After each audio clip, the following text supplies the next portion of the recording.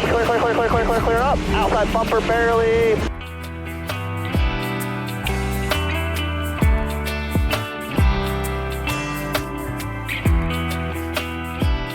And what's up, everyone?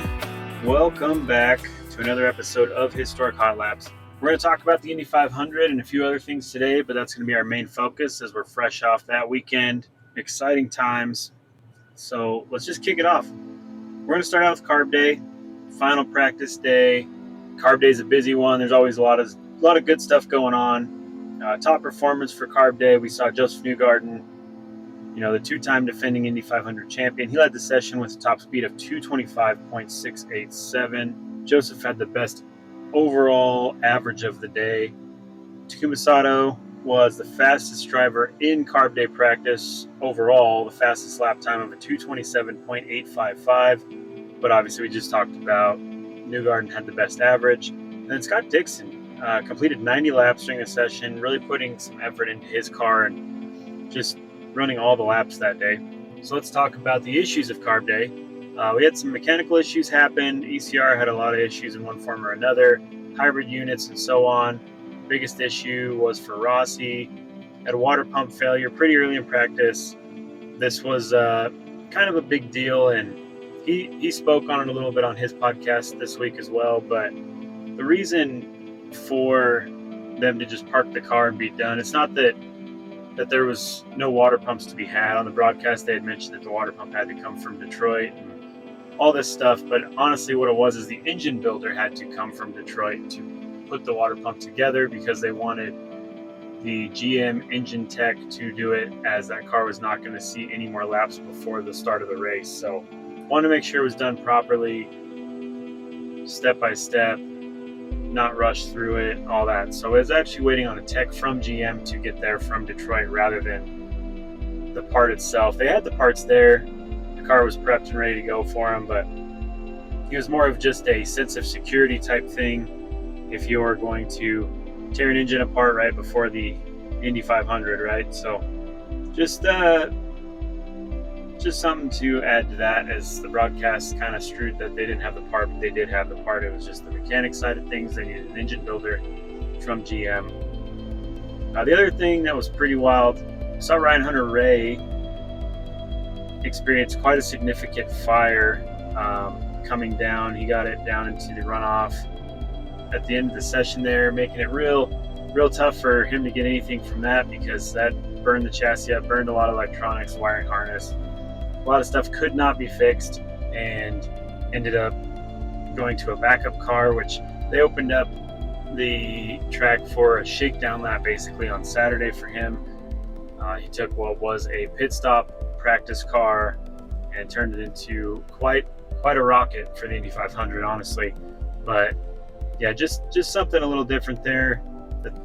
Give him a shakedown lap. He wasn't allowed to do like any real crazy stuff, but they want to make sure the car's in one piece before it goes down the track, right? So he was able to do a little bit there come Saturday morning when they got the car put together. But again, another backup car situation that we've seen a lot for this Indy 500.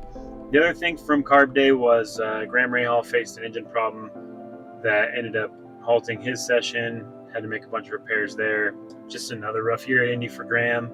You see, you can't have a Carb Day without a pit stop challenge. The pit stop challenges are getting better and better. It's good recognition for those crews and all the stuff that they do. Pretty awesome to watch that. $50K to the winner, $150,000 overall in prizes, showcasing the best of the best on pit road. As expected, the Penske teams dominated pretty much everything. Final round comes down to Penske versus Penske. You had Will Power in the number 12 against Newgarden in the number 2. The number 2 team ends up victorious, securing that prize money. Obviously, second place comes with a prize as well. So Penske, the team over there at Team Penske, they took home a lot of prize money for the pit stop challenge. Honestly, during that time, Newgarden set record after record of his times for pit stop competitions. They always do well. Yeah, just crazy to see. Year in, year again, they're always doing good stuff there. We also had a new one this year with the Weenie 500. It was kind of a, I don't know, the fans liked it. It was different. The Weenie Mobiles Oscar Mayer Weenie Mobiles, took the track, see which hot dog was the best one. I don't know, just different. I got to mention it, but it was quite the. I guess everybody that was there really liked it. It seemed like quite the gimmick. I can't imagine that Penske signed off on that whole thing, but it's hard to say. But the fans that were there seemed to really enjoy it. Obviously, as a family event, that became something pretty exciting. So yeah, I mean, marketing side, I get it, but from the outlook of the race, it just seemed kind of strange to follow that up. But it is what it is. They did a good job broadcasting it either way.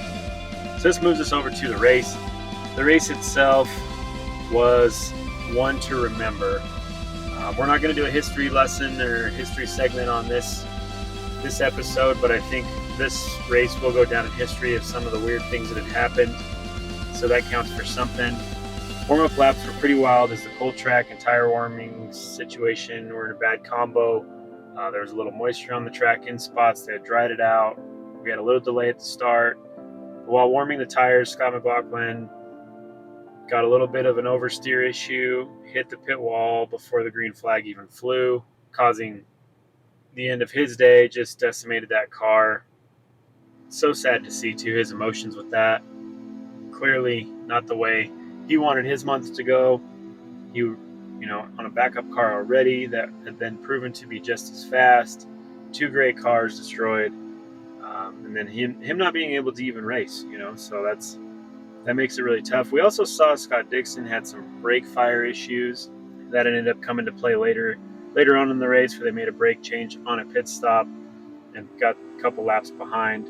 It was impressive what they did, but still was going to ruin their day one way or another. Now, left rear had a lot of heat in it, that's for sure. So then we get to an actual green flag event. Lap 1, 5 wide situation. Marco Andretti's the receiver of the worst outcome on that. Takes him out of the race. Doesn't even get a full lap in under green flag conditions, unfortunately, for him and that team at Andretti, after working their way in the last chance qualifier situation. Just hate to see it for the team after all the efforts they put in to make the show. Then we end up seeing some crazy stuff around lap 74. Rossi ended up pitting due to some smoke issues, ends up stopping on the box, had some issues with their fuel fill, hot car, ends up igniting the fuel and the fueler. Thankfully, everyone was okay, but Rossi's day was over after that, as you can imagine. He was quite upset. To be expected. They were running pretty good. They were on their own strategy. Things were looking like it very well could have worked out for him. It ended up being a gearbox issue that compounded quickly into the fuel fire. Once some fuel spilled on the hot car, the gearbox temps were already too hot, and that car wasn't going to make it any further as is, but they still wanted to treat the situation in the pits like they were going to go back out, right? Because you never know. It could have been a quick little fix, something weird, just a fluid issue or something. But as we saw, it turned into a lot more. And thankfully, like I said, the fueler, everybody's good to go. Just minor Band-Aid incident, basically, at the end of it. So then as we're recovering from that yellow flag, Rinus VeeKay comes in to make a pit, ends up wrecking in pit lane and ending their day. It was pretty aggressive. Looked like he had 0 front brake and everything was in the rear lockup when he was slowing down for pit speeds. I don't know. It was kind of interesting to see that, but it definitely ruined their day. In lap 89, Schwartzman slid into his box, taking out the left front corner of his car and his fueler. Broke the steering, ended the day for Prema after starting on the pole. Just one incident after another. That was a hectic pit lane for 10-20 laps. It was wild in there. Then we had to do another restart. More and more, this race was just crazy. Restart after all this was an absolute disaster. Had a mid-pack incident that took out Larson. Basically, he ran a little too low. Ruins his 1,100-mile double opportunity for the double that he was trying to pull off with the Coke 600 that night. He got just too low and lost it. He hit Kevin Simpson. Stingray moves up to try to avoid the incident, gets in the loose, and he might have got tagged a little too. I can't remember from the replay, but put him out of shape, putting him on the inside wall into the tire barrier, which is kind of crazy because not a spot you see a car end up a lot of the time, but just ruined, 3 people's days there, including his own, which is unfortunate. Following restart, the field stacked up super hard. Rasmussen ended up with a huge lockup, saves it from hitting anything, and kept it clean, but they did end up flying the yellow again for that incident. He's had nothing but trouble this month of May, but he did save it, which was great. Keeps that car alive for the rest of the race. Another big story, especially on the broadcast and what you're watching. So we know the penalties and everything. Newgarden started on the last row. He ends up working his way up to the top 10. Was looking really strong. Fast lap times, everything else that he had going on there was pretty impressive, honestly. But ends up being done for the day. Three-peat dream is over as he has fuel pressure issues. The car ended up being boxed with 60 laps to go, which is heartbreak considering all the stuff they went through and everything else. But you know, that's part of racing. You got to do everything perfect, and everything has to go your way. As we got to the end of the race, everything kind of settled out. Things calmed down on the yellows, and you had a good fight for Ericsson and Palou in the front. Honestly, thought it was going to be Ericsson's day again, which we'll talk about how that would have ended up. But you end up seeing a lot of things settle, and Palou made this crazy smooth pass on Ericsson in the last second. Not a normal passing zone, not something you could have forecasted or expected to happen, and that put Palou out front. And you know how that's going to end up with Palou out front. He's never going to give it up again. This makes it a win for him in his first Indy 500. Also his first oval win. Coming out of turn 4 for the win, we end up seeing the yellow flag and saw that Nolan Siegel ended up crashing out. He still finished mid-pack because of where he crashed, but just a rough day for him. But congrats to Palou, the team over there at Chip Ganassi Racing. We knew it was inevitable, right? Like, he was going to get one eventually. The season he's having, it's no surprise that he got this one. I mean, the guy can't be stopped. His average finishing for the races so far, the 6 races up to this point in the season, is like 1.17.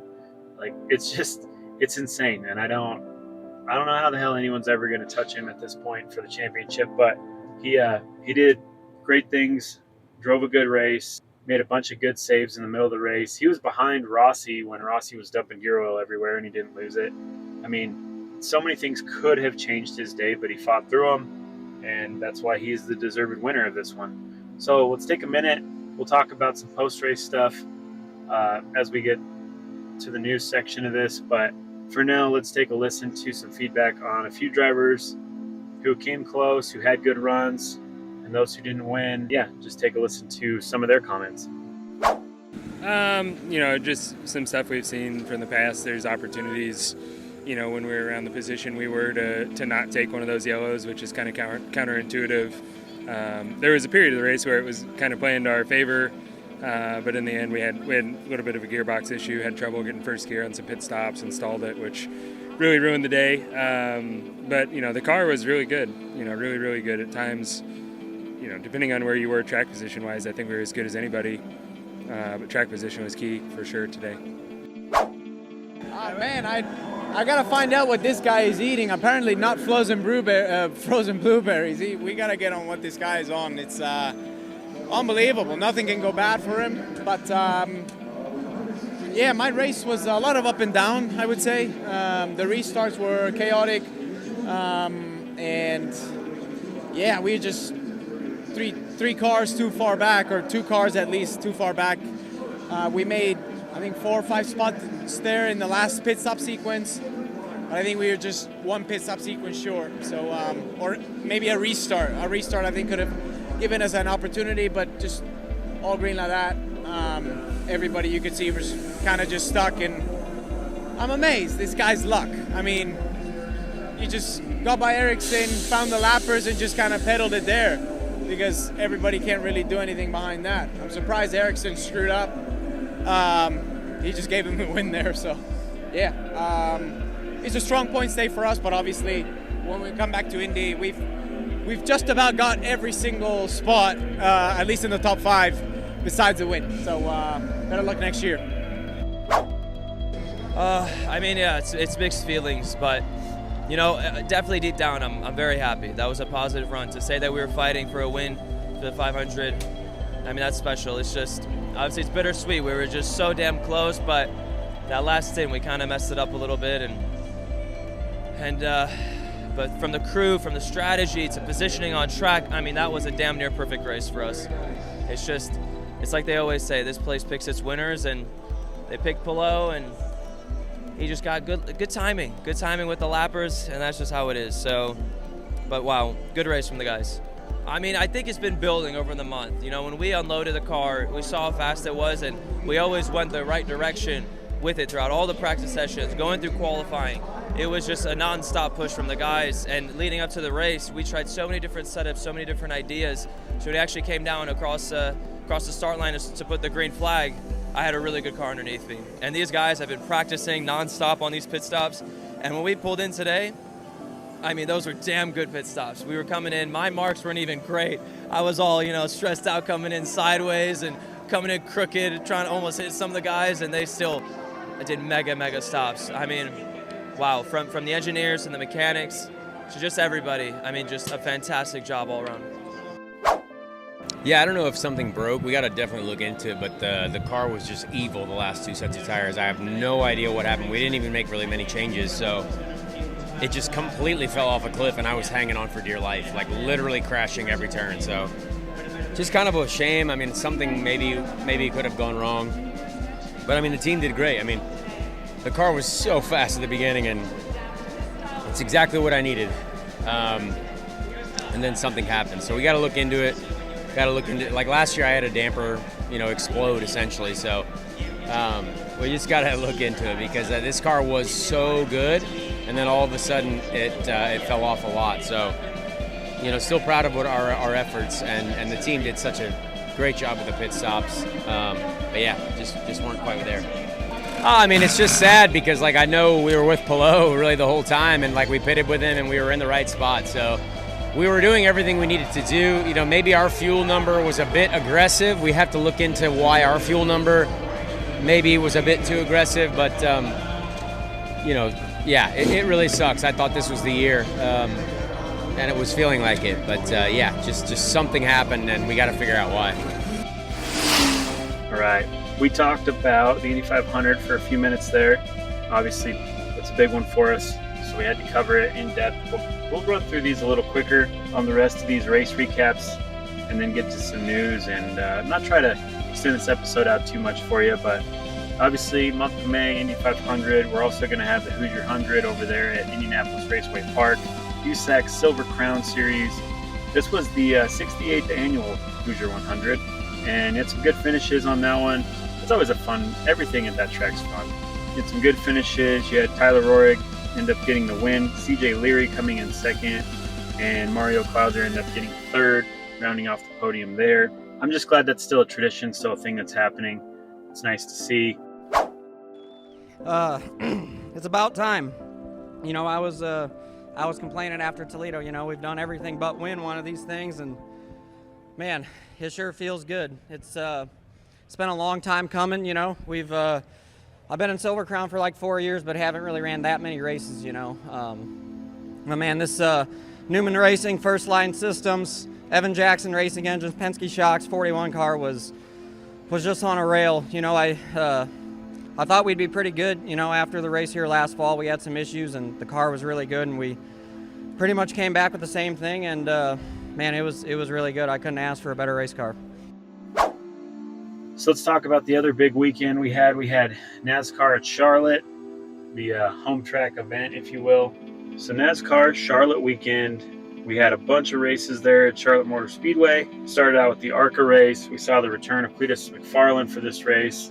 Field of 32 starters, which is a pretty good sized field for ARCA. Cletus on one of the restarts ends up spinning the tires, causing a huge stack up, taking out a lot of the field and spreading cars all over the infield. The typical ARCA race. I mean, just banged up equipment everywhere. Luckily, it was a little slower speed, helped the damage not to be over severe, but still a huge mistake by Cletus, and messed up a lot of days for a lot of different drivers. At the end of the race, Austin Green had a good lead on the field, ends up taking that win for the number 82 team over there at Pinnacle Racing. So congrats to them. Then we get into a little bit more of the bigger series. You had the Truck Series race. I mean, is there any doubt of how this was going to go? Stage 1, Corey Heim gets another stage win. It's typical Corey Heim greatness. setting new records for stage wins, all his success in the Truck Series. He had 7 stage wins already. We go into stage 2, still Heim time. Corey Heim ends up getting another one, and the win. I'm sure you can guess how this is going to go. Corey Heim, no surprise. Clean sweep for the night for him and that number 11 team. They're kind of unstoppable as of late, and he's great in that Truck Series. I'm curious if that's going to translate, because he's going to Xfinity at some point, right? And he's going to go to Cup Series probably after that, or maybe he'll skip and go straight to Cup, but I doubt it. It'll probably be Xfinity. What are we going to see from that? Is he going to have the same success? Is it because he's got such a good team? Like, what's it going to be, right? So curious to see how that all plays out. That takes us up to the Xfinity Series race. We're going to have to talk about another clean sweep here. William Byron, number 17 Hendrick car, gets stage 1 win. Repeat offender in stage 2, gets another stage win, and the win in overtime goes to him as well. It's a little wild to the overtime restart. He overcame a speeding penalty, worked his way back up through the field, takes the win. Generally speaking, that Hendrick car is usually pretty amazing, and it's usually got a top-tier driver running it. So no surprise that it did so well with William Byron behind the wheel. It gives him great momentum going into the Cup Series race, the old Coca-Cola 600. So this puts us kind of talking about the double. We talked about Larson wrecking. He ends up going straight to Charlotte, makes the start of the race. No issues there for him getting to the race. So stage 1, he takes an early lead, ends up spinning out from the lead though, keeps it off the wall, but another rough day for Larson. William Byron ends up getting the stage win, as he was also running just as fast as his teammate. But another situation where you could say that Larson steps on his own, and it's just one of those things that happens. He could be an incredibly great driver for many years to come, and he probably will be. But these little incidents make the fan base go a little up and down about the whole thing. It's kind of a roller coaster of emotions being a Larson fan. Stage 2, we saw a couple incidents in the back of the pack. William Byron ends up getting another stage win there. This is another one that's breakdown. Usually stage 3 is our final stage, but there's actually 4 stages in this race because it is a 600 lapper, because it is a 600-mile race. So let's talk stage 3, second to the last stage on this one. Suarez got into a big incident, ends up taking out Larson as Larson was mid-pack, trying to make up for his own mistakes. Gets taken out as he had made up some good position from his earlier mistake, but yeah, he just bad luck. He probably still would have been a top 10 car had he not got tore up in that. Byron and Hamlin had an awesome battle for the lead, but at the end, Byron ends up getting the stage win. This whole time, Hamlin's just kind of waiting in the wings and running super good strategy, super strong positioning, just all around looking really good. So let's talk the last stage. Hocevar ends up blowing up an engine in the top line, causing a little bit of a stack up and some damage. We talked about how strong Hamlin was running. Well, there's a little miscue in the fuel numbers. Had to make a splash and go with 11 laps to go, which obviously green flag laps is going to destroy your position. Ruins his chance for the win, but this is the gamble you take, I guess.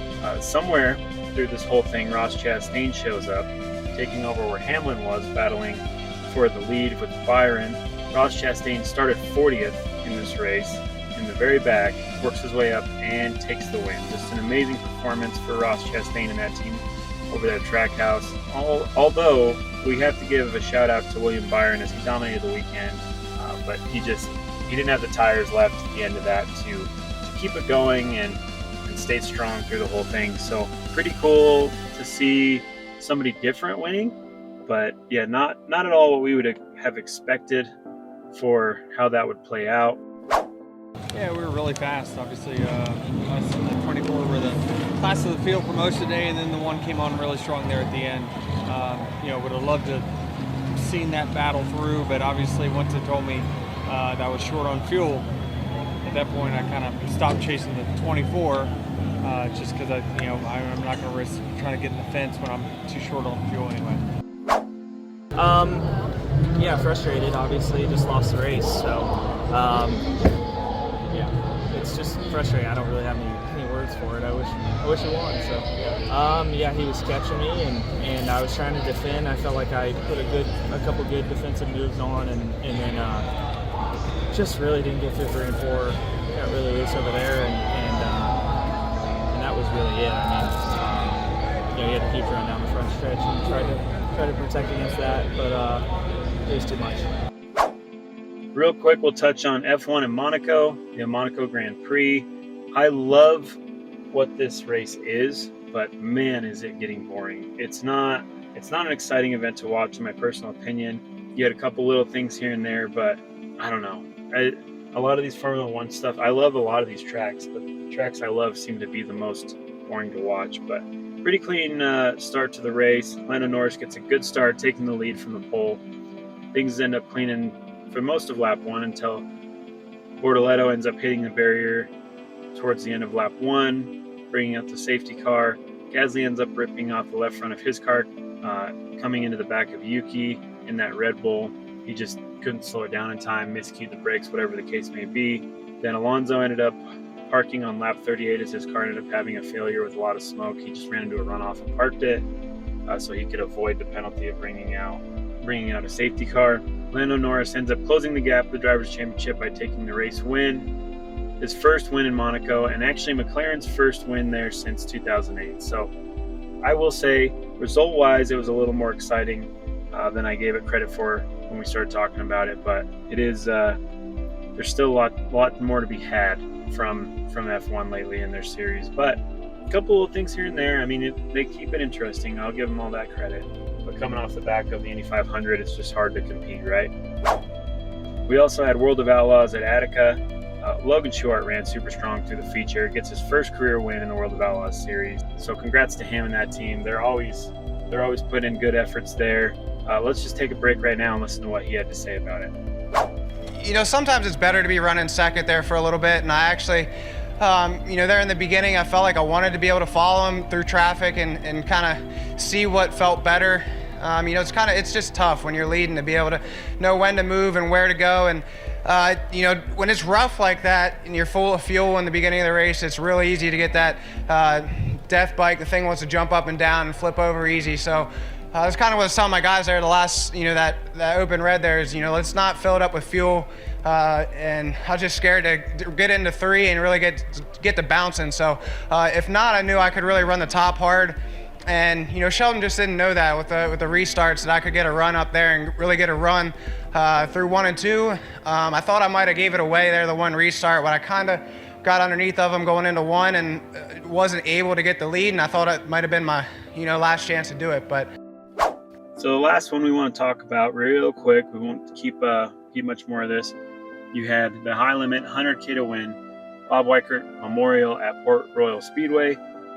Zach Campton had a rough wreck, read out in the early stages of the feature. Thankfully, he walked away under his own power. It was for a sprint car wreck, it looked pretty rough, but he got out under his own power, so thankful to hear and see that. And then Reitzel ends up pretty much dominating the entire feature.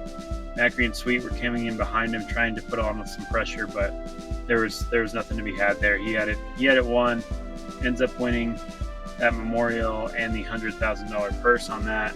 So congrats to him and the team. And that'll wrap up what was quite a crazy weekend of racing. I know there was more stuff to talk about. There's more races. There's always more, but we covered the core ones. And appreciate you hanging on with that. I know it was a little longer in the race recaps on this episode, but heck, we appreciate the ride. Jumping over to some news, and then we'll wrap it up on this episode and try to do a little recovery from the racing hangover, if you will. Let's kick it off with the IndyCar stuff.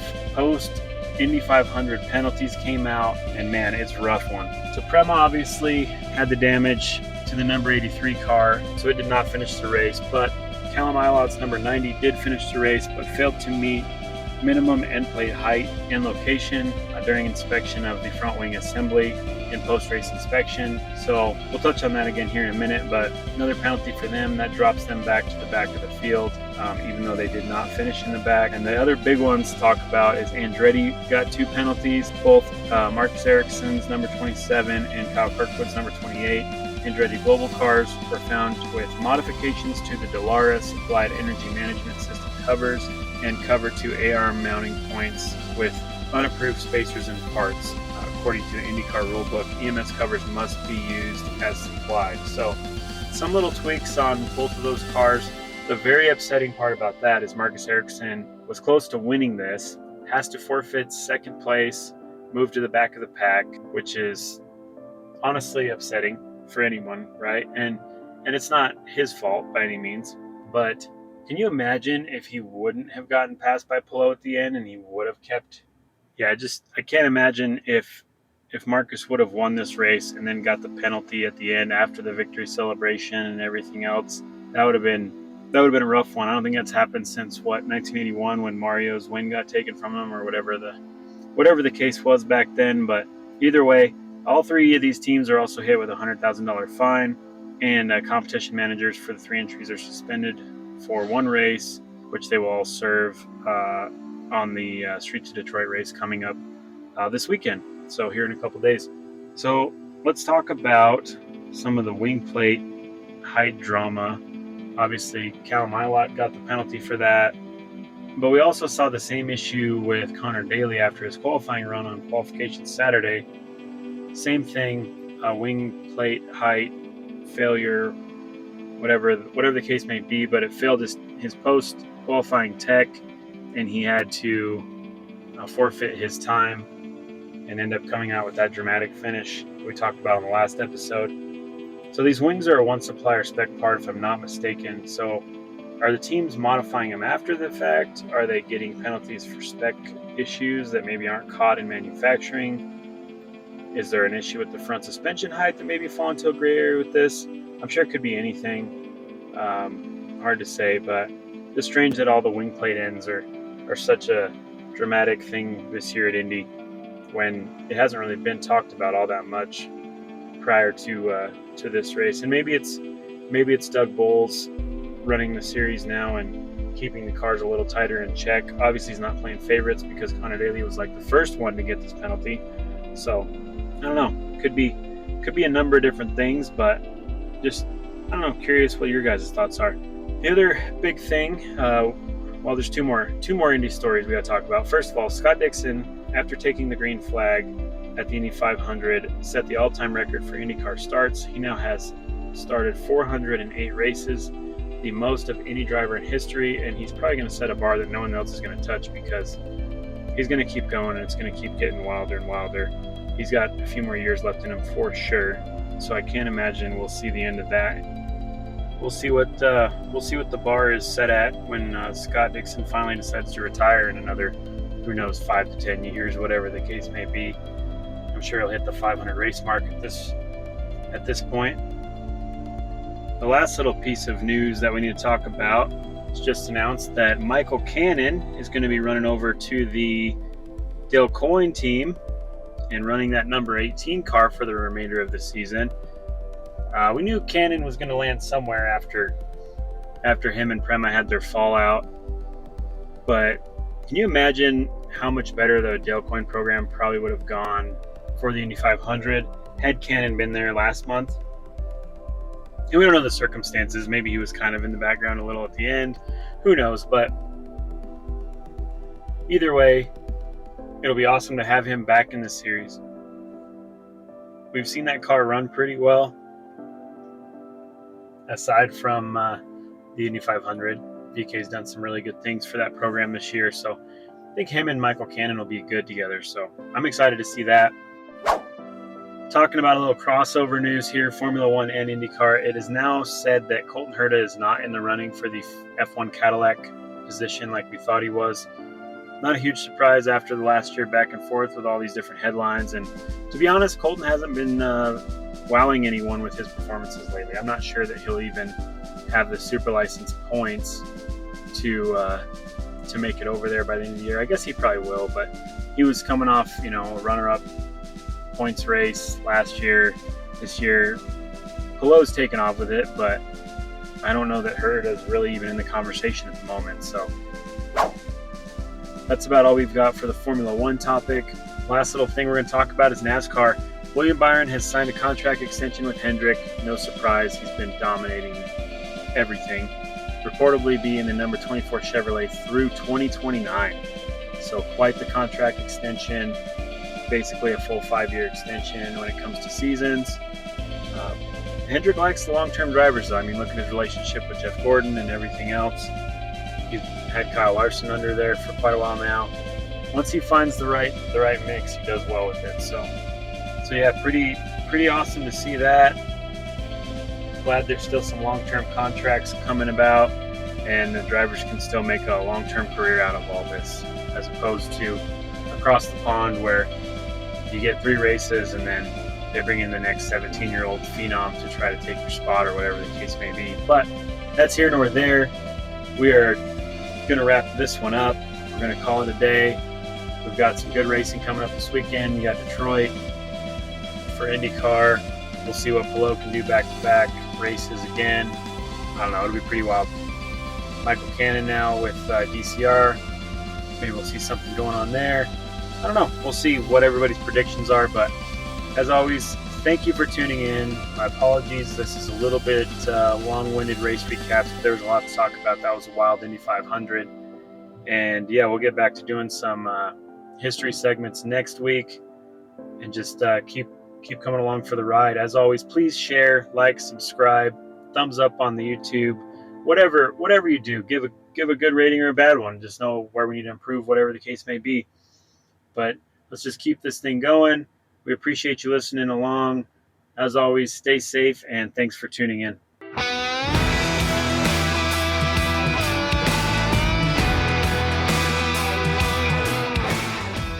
Thank you for sharing your time with us. If you enjoyed today's episode, make sure to subscribe and leave us a review wherever you listen to your podcasts. Don't forget to follow us at Historic Hot Laps on X and all your other social platforms for the latest updates and sneak peeks into upcoming episodes. You can reach out to us directly at historichotlaps@gmail.com. Send us your feedback, questions, comments, opinions, and additional subject matter you'd like us to cover. Thanks for tuning in.